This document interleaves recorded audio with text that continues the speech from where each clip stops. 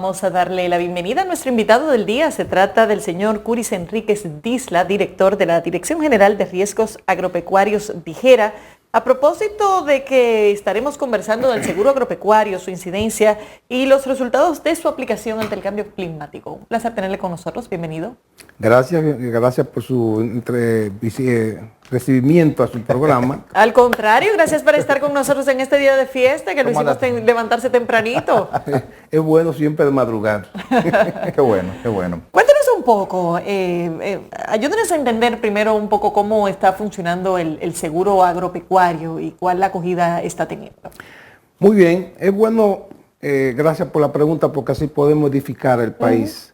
El seguro agropecuario es una ala más del área de seguro. Saben que el área de seguro nace ya con el hombre mismo y ha venido desarrollándose la industria como un mecanismo puro de protección y a la vez de prevención.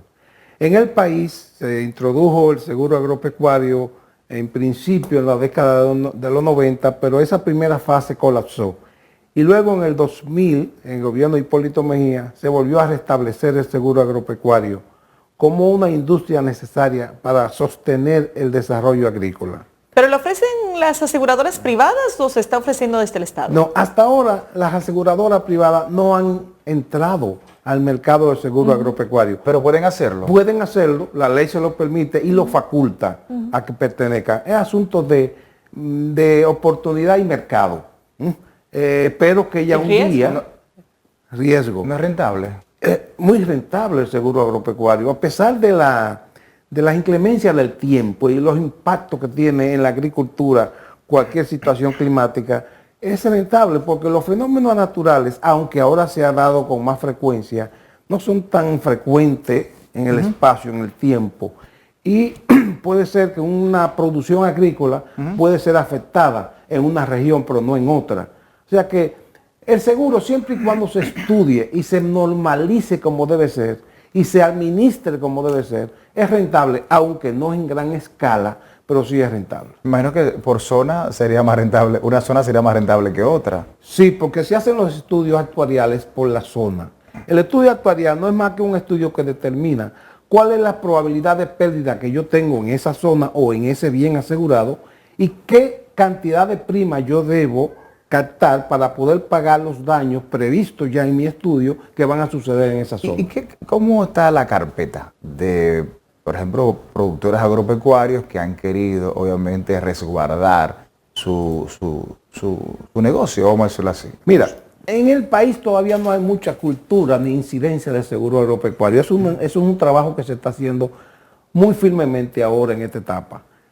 Solamente asegurado tenemos unos 29,000 productores, de 285,000 registrados por un lado, más 380 pequeños y medianos productores. Si tú coges esa cifra, es muy insignificante. Pero viene la pregunta, ¿y qué ha pasado? Sin embargo, por ejemplo, para ponerte un símil, en automóvil tenemos más de 100,000 asegurados. En un ramo del seguro que automóvil sobrepasa el monto de los 100,000. Automóvil es una cifra asombrosa, la cantidad de gente que ya está asegurado. Hay más de 2 millones de vehículos asegurados en el país. Pero sin embargo, en el sector agropecuario solo hay 29,000 y pico de productores asegurados. ¿Qué ha pasado? Esa es la gran pregunta. ¿Qué ha pasado? Ha pasado que el seguro agropecuario no ha sido mercadeado, no ha sido comercializado, no ha sido difundido en su justa dimensión. Bueno, lo que pasa... ¿Cómo así? ¿Por qué ha pasado esto? Primer factor, una sola compañía es la que ofrece el seguro agropecuario en el país. ¿Se puede saber cuál es? Agrodosa, que es una compañía donde tiene inversión el Estado. No es una compañía estatal, una compañía donde tiene inversión el Estado. Mixta, inversión mixta. Pero el hecho de ser una sola empresa que ofrece, la oferta se limita. Si ya hay 10 o 5 aseguradoras que puedan ofrecer este seguro, la oferta sería mayor. Caso, por ejemplo, de España. España tiene un consorcio de seguro agropecuario donde todas las compañías aseguradoras de España ofrecen su servicio a través de ese consorcio y a la vez ellas son las que van al campo a ofrecer el seguro al productor. Pero a ver, entender algo, porque evidentemente los riesgos aquí son muchísimos, desde el punto de vista del clima. De entrada tenemos temporada ciclónica todos los años, ya solo con eso tenemos una temporada segura de problemas. Pero en sentido general, el Estado normalmente acude en auxilio de los productores que resultan afectados. ¿No se convierte eso en un desincentivo para que realmente los productores contraten el seguro agropecuario partiendo de la premisa de, bueno, si pasa algo, el Estado me va a venir a ayudar? Mira, el Estado siempre tendrá la función de auxilio, porque es una función establecida por la misma Constitución de la República. Ahora bien, lo que tendríamos que llegar a un sistema que puede establecer cuándo comienza el seguro y cuándo entra el Estado en materia de ayuda, de subsidiar al productor afectado. Cuando lleguemos, que estamos trabajando en eso, a definir ese sistema, comenzando con el seguro. El seguro llega hasta acá, porque el seguro tiene sus limitaciones, como todos sabemos. Si tú chocas en tu vehículo, te van a hacer un deducible, te van a quitar esto y te van a pagar X monto. Esa limitación también existe en el seguro agropecuario. Entonces, tendríamos que definir cuándo entra el Estado y cuándo entra el seguro, para que no se vea, para que no pase lo que usted dice, que se convierta el auxilio del Estado en un desincentivo para que la gente diga, bueno, ¿para qué compro seguro si me pasa algo el Estado me va a venir a ayudar? Hay que buscar un mecanismo mixto entre el Estado y la aseguradora donde se defina ese propósito. ¿Y no sé si hay una estadística dura, pero qué proporción de los productores agropecuarios realmente tienen contratado el seguro agropecuario? Ya decía anteriormente que solamente 29,000 productores, pero de en casi proporción... 500,000. Ah, ok, de 500,000. ¿Eso sería qué porcentaje? Eso es mucho, eso es 0.0001. ¿Y tienen estadística de esos 29,000 quienes en algún momento se han visto la necesidad de recibir los beneficios del seguro, de eso que tienen? Sí. Nosotros en nuestras oficinas y la aseguradora tienen las estadísticas, cuáles productores han recibido pago por daños y en qué monto lo han recibido. ¿Y por qué la resistencia? ¿Por qué la resistencia? ¿Es un tema de costo? ¿Es un tema de educación? Hay 4 factores para la resistencia. Primer factor, educación, desconocimiento. No se conoce en el campo cómo funciona el seguro. Segundo factor, el costo. El seguro agropecuario es caro, hay que decirlo. Una póliza de automóvil te puede costar una tasa de un 8, un 7, pero una póliza para el rublo de arroz, por ejemplo, te está costando un 13, un 12. La diferencia es elevada. ¿Y por qué tan caro? Porque el campo, los efectos de la pérdida son mayores. Cuando un ciclón llegó y acabó. Y acabó total, no acabó parcial. Ahora mismo con el fenómeno que acaba de suceder en línea noroeste, San Francisco de Macorís, Salcedo, hubo pérdida. Y pérdida, vamos a decir, establecida como cuantiosa. Esa pérdida, el asegurador es que la enfrenta. Para poner un ejemplo, fueron afectados ahora con ese fenómeno reciente unas 51,000 tareas de tierra. Estimado, óigase bien, estimado por los mismos asegurados, que ahora la compañía está haciendo el levantamiento adecuado, pero por los mismos asegurados han estimado que la pérdida van a sobrepasar los 300 millones de pesos, cosa que fue de 2 horas. Lluvia y viento fuerte 2 horas, pero hay una estimación de 300 millones de pesos. Es un estimado que luego el ajustador determinará cuál es la pérdida real. Pero lo que quiero decir que, ¿qué pasa con el campo? El campo no tiene techo, el techo del campo es la atmósfera, el campo no tiene paredes, las paredes del campo son la atmósfera. Entonces cuando llega el fenómeno, da directamente en la producción. Entonces, eso produce automáticamente pérdida. ¿Y cuáles son los fenómenos que a nosotros nos afectan más? Si tú coges, por ejemplo, si tú coges toda América Latina, tú tienes zonas que el granizo, la helada, hacen mucho daño. Aquí, ¿qué es lo que no hace daño? 2 fenómenos básicos. Lluvia y sequía. Lluvia, exceso de lluvia, con viento y la sequía. Pero, por ejemplo, Hace más de 50 años, los fenómenos atmosféricos, como decía la señorita, llegaban aquí unos por año, 2 por año. El año que más tuvimos fenómenos naturales fue en la década del 90, fueron 5. Pero del 2000 para acá, del 2000 al 2006, fueron 13 fenómenos naturales. Del 6 al 15 fueron 13 más. Bueno, porque es que no tienen que ser huracanes para ser destructivos. Exactamente. Son las tormentas que nos han afectado. Las tormentas, los tornados, miren, la zona de Mao y Dajabón han sufrido en los últimos También años. algunas plagas en algunas plantaciones. Sí, pero ya las plagas las tenemos que contemplar bajo otro elemento. Ahora, como fenómenos naturales, las tormentas, los tornados, el exceso de lluvia nos está haciendo mucho daño. Producto, como ya usted dijo también, que hay cambio climático. Entonces, eso obliga a Centroamérica entero y el Caribe, que es la zona más afectada por este fenómeno, a tomar medidas de prevención y de paliativo cuando sucede el daño. ¿Cuál es? La prevención es enseñar a los productores, señores, cuando se anuncia un fenómeno natural hay que tomar esta y esta medida, ya no se puede seguir produciendo en sitios donde hayan inundaciones, posibles inundaciones, hay que eliminar eso, hay que controlar la basura para que el agua pueda fluir con mayor agilidad cuando venga el exceso de lluvia, pero le acompaña eso el seguro para si se produce el daño como tal, entonces pueda resarcirse el productor y la economía no sufra, no sufra la familia, no sufra la región y no sufre el productor. Pero usted habló de los productores, que cada vez, o sea, muchos no creen en esto. Usted mencionó la parte educativa. Sí. Pero entonces, ¿y el inversionista? Porque usted me dice que solamente hay una empresa. Entonces, el inversionista, si el productor no cree, el inversionista cree menos. No, lo que pasa es, mira qué pasa.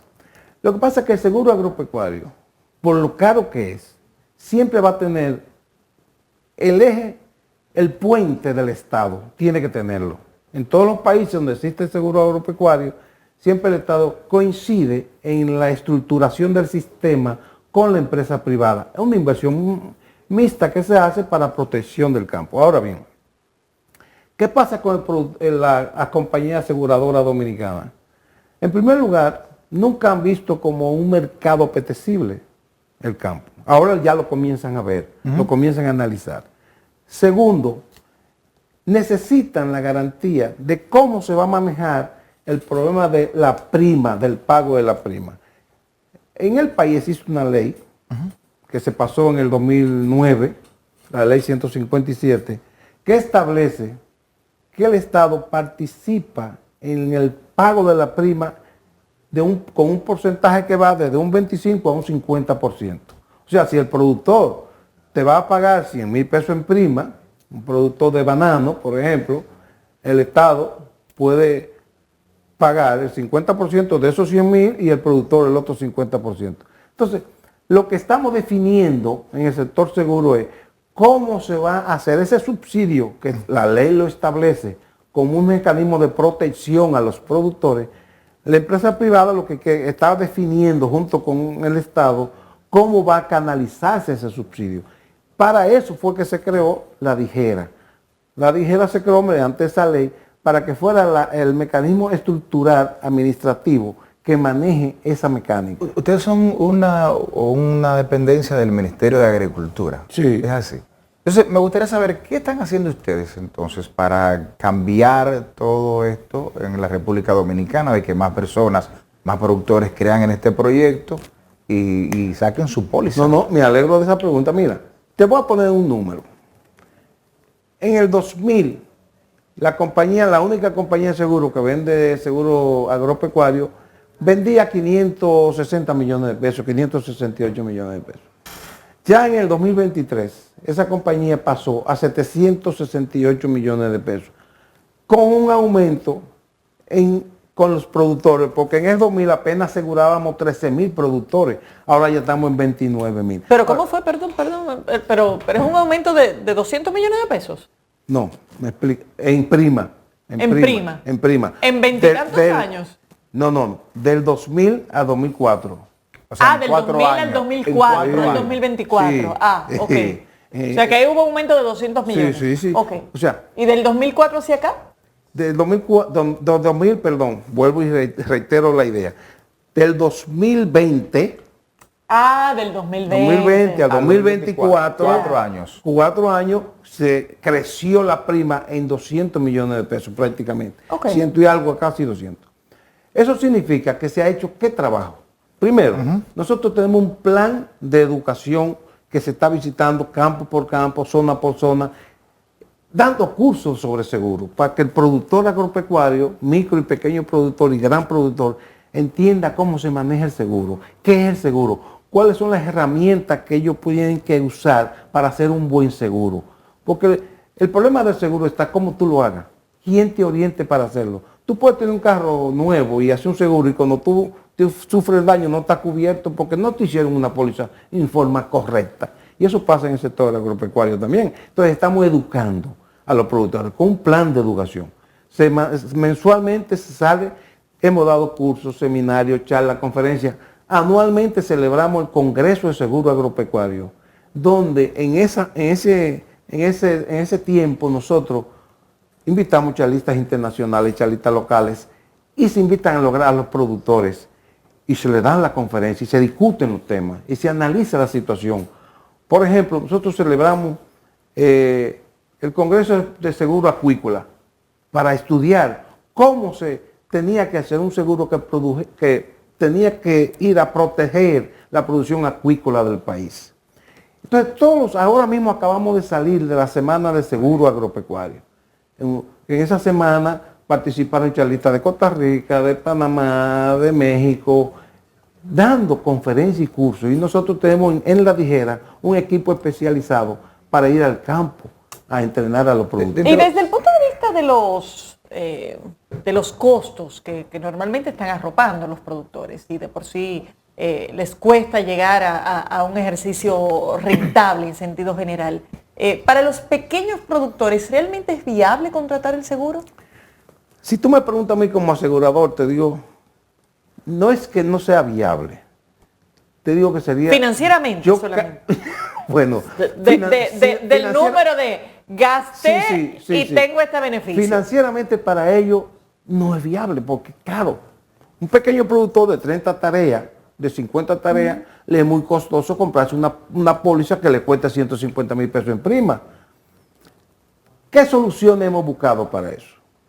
Hay 2 soluciones, ya están en carpeta. Por instrucción del señor ministro de Agricultura, Limber Cruz, que trabaja como equipo y que nos liderea a todos. Él un día nos planteó, vamos a buscar solución para los pequeños y medianos productores. ¿Qué solución tenemos? Existe el seguro paramétrico, que es un seguro excesivamente barato. Paramétrico. Paramétrico. Ese es un seguro, un tipo de seguro que se establecen los fenómenos naturales que pueden hacer daño a la zona o al país. Entonces, en base a ese fenómeno natural, basado en un índice, por ejemplo, si aquí en los últimos 30 años los ciclones que han azotado el país son de categoría 2 o 3, que es el que más azota el país, categoría 3, el más fuerte que ha sucedido es categoría 5, David. Pero si el promedio no da, ¿qué es categoría 3? Entonces, esa póliza te dice, yo te voy a cubrir tus daños cuando el ciclón que entre sea categoría 3. Entonces, si entra el ciclón categoría 3, todos los productores de la zona que pase el ciclón están protegidos. Se establece un monto, vamos a suponer, vamos a partir de 100 mil pesos. Entonces, todos los productores de esa zona van a recibir 100 mil pesos en forma automática de parte de la compañía de seguro. Eso se abre en una cuenta especializada para esos productores, para cuando sucede el fenómeno, se les deposita sus 100 mil pesos en una semana, más tardar, después del fenómeno, están depositados sus 100 mil pesos en su cuenta, porque el fenómeno establecido en la póliza, con los parámetros que se establecieron, sucedió. Entonces inmediatamente se paga. Esa es la solución, porque una solución económicamente viable para el productor. Dentro de los renglones agropecuarios, ¿cuáles son los que más han optado por la póliza en el país? Mira, aquí hay 2 renglones básicos. Hay 64 renglones agropecuarios establecidos que se pueden asegurar, establecidos por resolución del Ministerio de Agricultura. Pero aquí hay dos renglones básicos. El arroz, que tiene el 82-83% de la producción de seguro, lo genera el arroz, y el banano, que tiene un 15%. Ya los otros renglones son en menor categoría, en menor nivel. Pero el arroz, por ejemplo, te voy a decir, si sembramos 3 millones de tareas de tierra, el arroz representa 1 millón y pico. Entonces, también en esa misma proporción, el arroz significa en prima. El arroz se lleva el 85% de la prima, porque es lo que más se asegura en el país. El 85% de la prima. Si estamos cobrando ahora 700 millones de pesos, de esos 700, el 85% la aporta el arroz. ¿Eso tiene que ver con el perfil de los productores o con el rubro en sí? Eso tiene que ver con el rubros, porque el rubro del arroz, en primer lugar, es básico y no se puede jugar con eso. Hay que tener la garantía de que siempre se estará produciendo arroz. Segundo lugar, el formato de producir arroz es delicado y hay que estar siempre con la prevención necesaria. Y en tercer lugar, la producción del arroz conlleva mecanismos diferentes a la producción de banano, de plátano, de yuca. Son producciones diferentes. ¿Algún beneficio adicional en estas pólizas si no sucede algún tipo de acontecimiento que ponga en riesgo su producción? O sea, ¿algún beneficio fuera de, o es simplemente si pasa algo? No, mira, es muy buena pregunta, porque el seguro entero, me refiero a todos los ramos del seguro, se ha dado cuenta, y nos hemos dado cuenta, que al cliente hay que brindarle otro tipo de beneficio que no sea la catástrofe. El cliente hay que brindarle otro beneficio que no sea el dolor, porque cada vez que sucede un fenómeno en cualquier tipo de seguro, está envuelto una pérdida.